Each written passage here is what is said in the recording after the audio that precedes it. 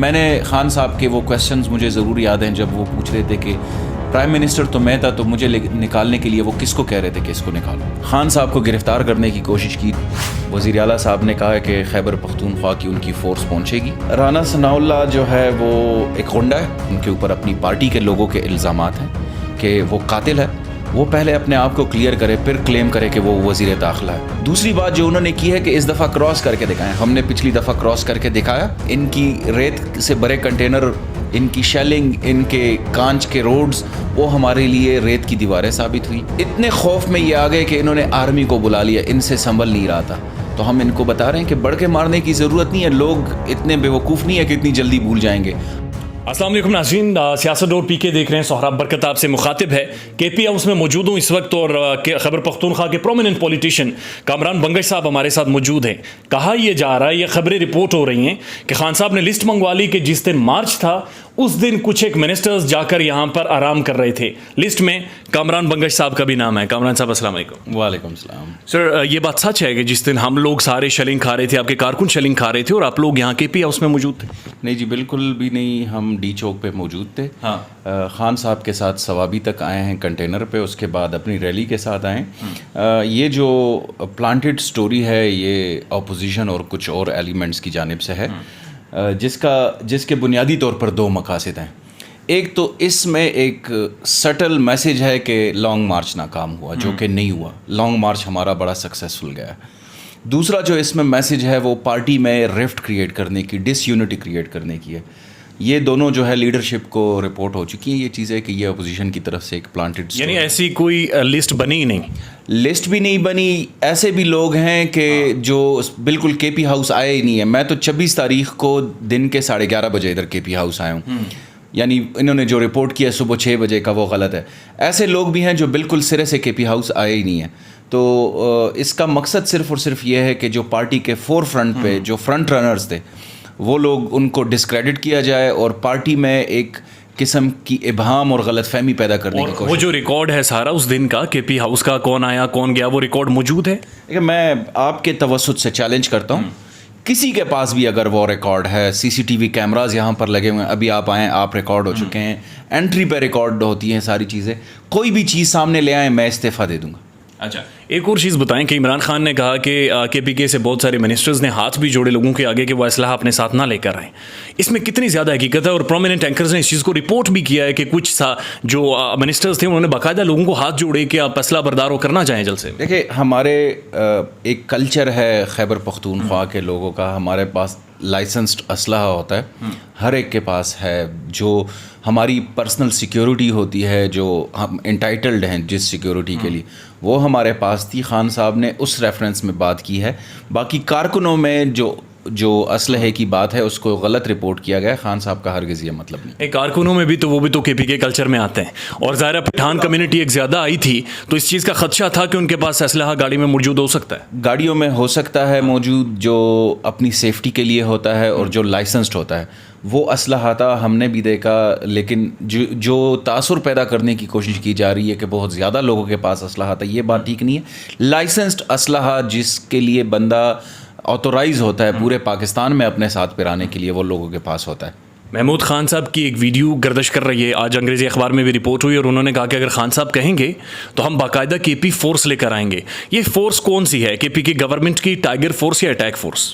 خیبر پختونخوا کی یوتھ کی فورس ہے ہماری یوتھ ہے, بہت بڑی فورس ہے, اور جانثار ہے عمران خان کے. آپ نے دیکھا کہ جب بنی گالہ کے اوپر انہوں نے اٹیک کرنے کی کوشش کی, انہوں نے ادھر جو بگدڑ مچانے کی کوشش کی, خان صاحب کو گرفتار کرنے کی کوشش کی, تو ہمارے جانثار پہنچے. وزیر اعلیٰ صاحب نے کہا ہے کہ خیبر پختونخوا کی ان کی فورس پہنچے گی. دوسری بات, ایک آئینی وزیر اعلیٰ کو جو 2/3 اکثریت سے منتخب ہے صوبے کا, جو وفاقی اکائی ہے, اس کا راستہ روکا گیا ہے, ان کی سیکیورٹی کو روکا گیا ہے, ان کو پاکستان میں موومنٹ نہیں کرنے دی. اس کے خلاف ہم ضرور جائیں گے سپریم کورٹ کہ یہ کیسے آپ آئین پاکستان کی اور قانون پاکستان کی دجیہ اڑا رہے ہیں کہ ایک آئینی وزیر اعلیٰ کو آپ پاکستان میں موومنٹ کی اجازت نہیں دے رہے. ایک بہت ہی سینسٹیو اور ایک آرٹیکولیٹ اور آپ کہہ سکتے ہیں کہ زبردست پورٹ فولیو آپ کے پاس ہائر ایجوکیشن کا، اور آپ ایجوکیشن کو بھی بڑے بہتر طریقے سے سمجھتے ہیں اور پولیٹکس کو بھی. مجھے یہ سمجھائیں کہ جب ایک پروونس کا ایک یونٹ کا چیف منسٹر فورس کے ساتھ وفاق کی طرف موو آن کرے گا اور وفاق آگے سے اسے ریٹیلیٹ کرے گا، اس سے کیا نکلے گا، رزلٹ کیا نکلے گا؟ اس سے دیکھیں، ادھر آپ کے پی ہاؤس میں بیٹھے ہوئے ہیں، ادھر کے پی کی پولیس ہے، کے پی کے رینجر ایف سی ہے، کے پی کی ہماری اسپیشل برانچ یہاں پہ موجود ہے. ہم پاکستانی شہری ہیں، ہم کوئی پاکستان سے باہر نہیں ہیں. اور جو وزیر اعلیٰ ہوتا ہے صوبے کا، وہ پورے صوبے کا باپ ہوتا ہے.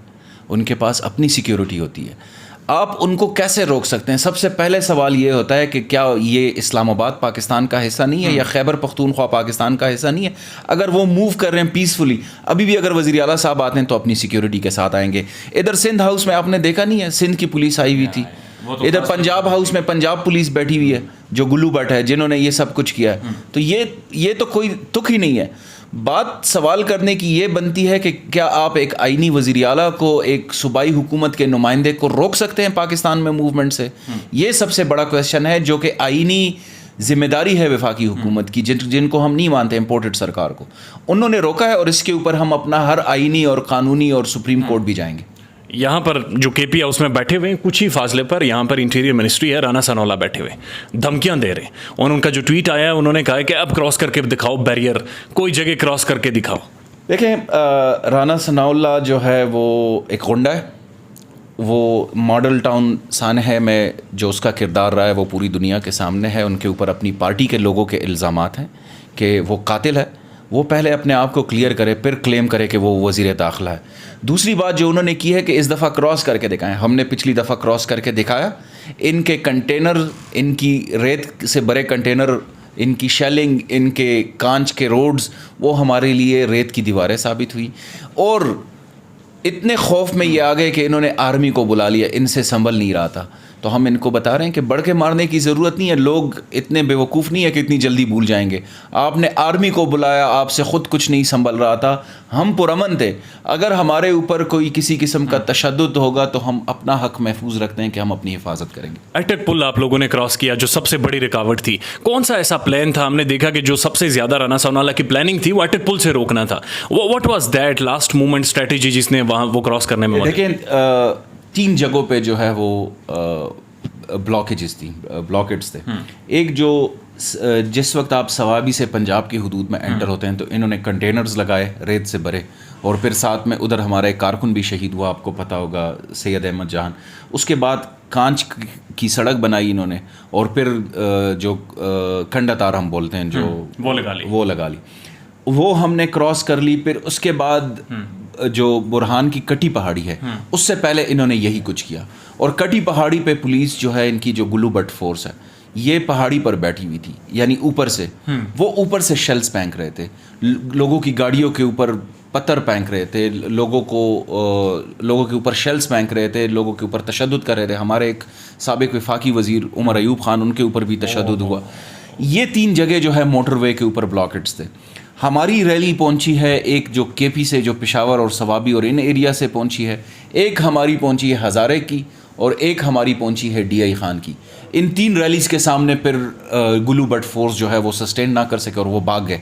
ہم نے پھر اس کے بعد جو ہے اسلام آباد میں آئے. اسلام آباد میں بڑا زبردست استقبال ہوا ہے. میں خود میں گواہ ہوں اس بات کا کہ 15 سے 20 جگہوں پہ جو اسلام آباد کے شہریوں نے ویلکم کیا ہے، پشاور کے اور خیبر پختونخوا کے لوگوں کا جو والہانہ استقبال کیا، جو ہمارے اوپر پھول پھینکے ہیں، جو بچوں نے پلے کارڈز اٹھائے ہوئے تھے ویلکم کے، جو ایک قومی ہم آہنگی کی ایک زبردست قسم کی مثال تھی.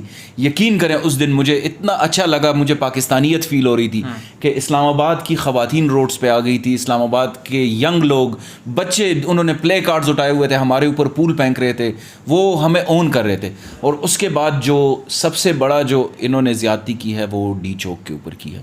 جو انہوں نے شیلنگ کی ہے، جو 2 بجے کے بعد، رات کے 2 بجے سے لے کر تقریباً صبح 5 بجے تک انہوں نے جو کچھ کیا ہے، اور ادھر کی جو پولیس نے جو رول پلے کیا ہے، وہ میرے خیال سے مقبوضہ کشمیر میں انڈین فورسز نے بھی نہیں کیا ہوگا. اپنے پاکستانی شہریوں کے اوپر جو انہوں نے تشدد کیا، ہماری خواتین کے ساتھ جو انہوں نے بے عزتی کی، اور جو خان صاحب کو جو سب سے بری چیز لگتی ہے اور جس کے لیے وہ بڑی تگ و دو کرتے ہیں پوری دنیا میں، وہ درختوں کو جو انہوں نے آگ لگائی. ان کے اوپر جو شیلز پھینکے وہ انہوں نے ایک اور زیادتی کی، ہمارے لوگوں کے ساتھ ساتھ انہوں نے درختوں کے اوپر بھی ظلم کیا. یہ چیزیں جو ہے یہ ناقابل برداشت. 6 دن گزر گئے ہیں، آج 6واں دن ہے اور خان صاحب کی طرف سے دوبارہ لانگ مارچ اناؤنس نہیں کیا گیا. سوشل میڈیا پر کہا جا رہا ہے کہ حکیم رانا ثناء اللہ اسلام آباد میں بیٹھا ہوا ہے، اس وجہ سے نہیں کیا گیا. حکیم رانا ثناء اللہ تو آپ کے سامنے ایک دفعہ ڈیر ہو چکا ہے. وہ اس کو پتہ ہے کہ آئندہ بھی اس کی یہی حالت ہونی ہے، اور خان صاحب جو ہے آج انشاءاللہ اعلان کریں گے اپنی اگلی اسٹریٹجی کا. آج صبح ہماری میٹنگ ہوئی ہے، اس کے بعد جو ہے کنٹینیوسلی خان صاحب انشاءاللہ بہت جلد اعلان کریں گے.